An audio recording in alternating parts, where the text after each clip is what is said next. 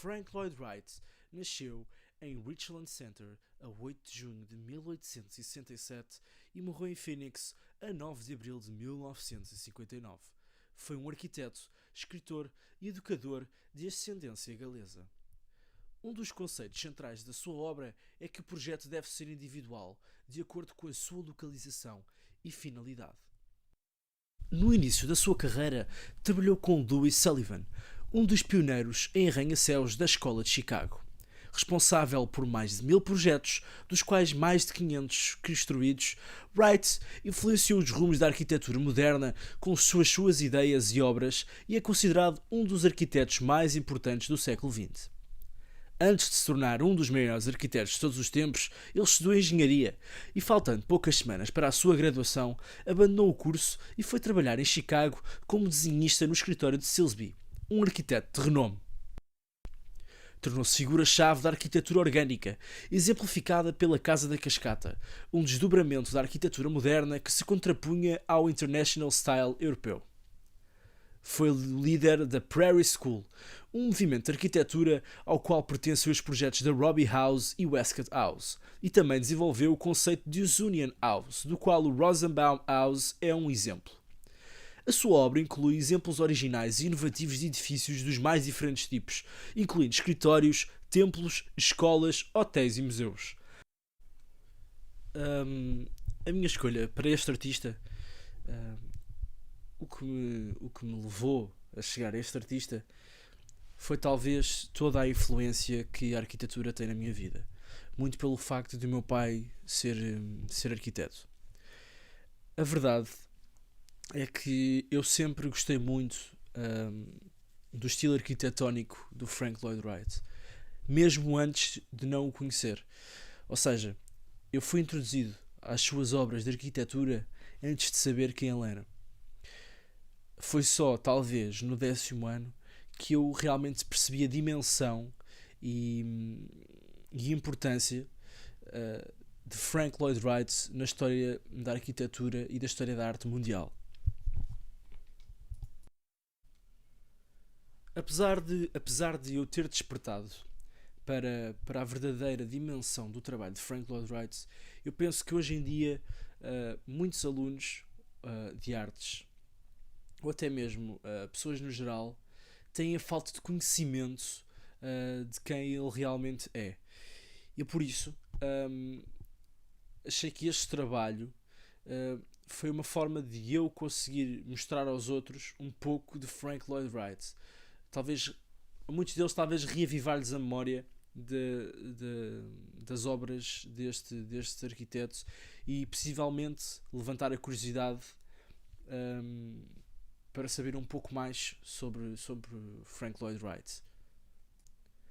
Pronto, quando este projeto me foi apresentado, eu soube logo o que eu queria fazer. E o que eu queria fazer é um trabalho do género de uma maqueta.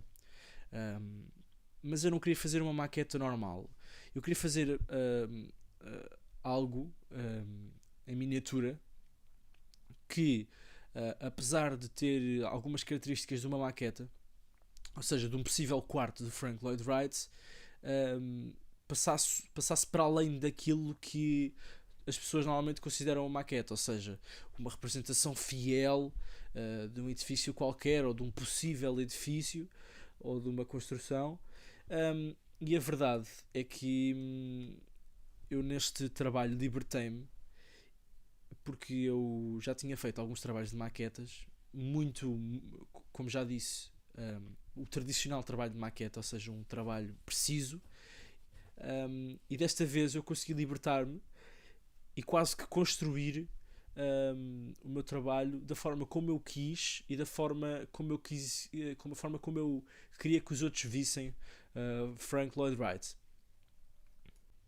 Os materiais usados para este trabalho foram simplesmente PVC de várias espessuras, desde 2mm aos 5mm.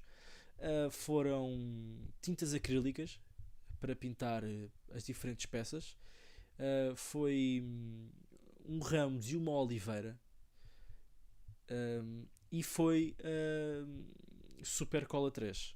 nada mais. E depois, tirando a parte de usar os x-atos e as réguas para fazer as medições, para fazer os cortes como deve ser,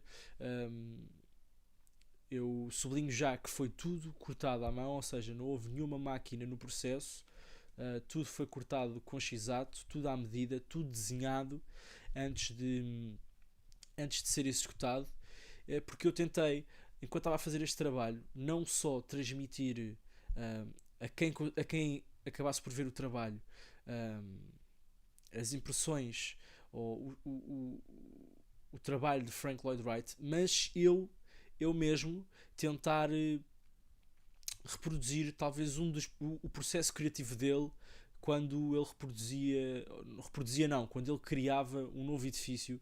Ou seja, eu fiz de raiz todas as peças, todas desenhadas, todas esboçadas, antes de serem realizadas, numa tentativa de recriar o processo criativo do arquiteto, como é óbvio. Pronto. Este trabalho é dividido talvez em quatro pontos-chave, 4 objetos-chave, digamos assim. O primeiro objeto-chave é, sem dúvida, o estirador. E o estirador é nada mais nada menos que uma representação do seu processo criativo, das suas obras e sem dúvida de um lugar de conforto para Frank Lloyd Wright, como é o estirador. Ou seja, era onde ele se sentia confortável, onde ele gostava de trabalhar, onde ele passou grande parte da sua vida, foi em frente ao estirador, presumo eu, e eu quero acreditar que esse mesmo estirador lhe trazia a paixão e a confiança e o querer ir mais além para desenvolver os seus projetos. O segundo objeto que eu tenho é um bocadinho difícil de explicar, porque na verdade representa a sua morte. Ou seja, este objeto é uma espécie de um armário que ao mesmo tempo representa as suas portas de vitrais bastante conhecidas, mas essa porta tem algo particular. Ou seja, a construção é como se fosse um caixão, ou seja, representa a sua morte, mas visto de frente representa os seus vitrais, ou seja, representa a sua obra, e depois por dentro é pintado de preto. Ou seja, eu quero transmitir o que eu já tinha dito antes, é porque eu penso que hoje em dia as pessoas não se esforçam por conhecer Frank Lloyd Wright, e é por isso que eu decidi pintar o caixão de preto, para representar que houve quase uma interrupção do conhecimento sobre ele. É uma coisa que eu não queria que fosse realidade, mas na verdade é o que acontece, pelo menos do meu ponto de vista.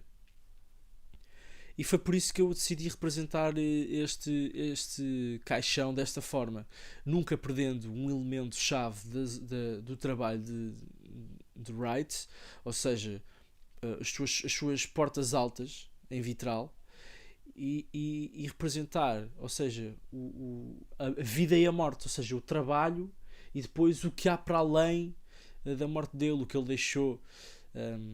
E essa foi o que eu tentei passar com este objeto. Agora vamos passar ao terceiro objeto. O terceiro objeto é um candeeiro de chão. É um candeeiro de chão simples, é um daqueles candeeiros altos, e que representa para mim a vida de Frank Lloyd Wright. Ou seja, ele está estrategicamente e intencionalmente posicionado à frente do objeto que eu referi anteriormente, a porta de vitral ou o caixão. Isto porquê? Porque, na verdade, a vida de Frank Lloyd Wright foi uma vida, apesar de toda o seu protagonismo e toda a sua importância, uma vez que ele foi considerado o maior arquiteto americano que já alguma vez existiu, aquele candeeiro está lá presente porque significa a iluminação do caminho. Ou seja, representa o seu caminho, a sua carreira, as suas opções, ou seja, representa a vida. E eu quero passar esta sensação através da óbvia e aparente luz que o candeeiro transmite, ou seja, uma luz que transmite vida, transmite esperança, transmite força, que está a iluminar o caminho para o caixão, ou o caminho para o vitral, o caminho para a morte. Ou seja, neste trabalho está claramente explícito o seu percurso ao longo da sua vida. E é isto que eu quero transmitir com este terceiro objeto, que é o candeeiro de chão. O quarto e final objeto, que não é o menos importante, mas talvez o mais importante, é o ramo de uma oliveira. O ramo desta oliveira representa a sua clara ligação com a natureza.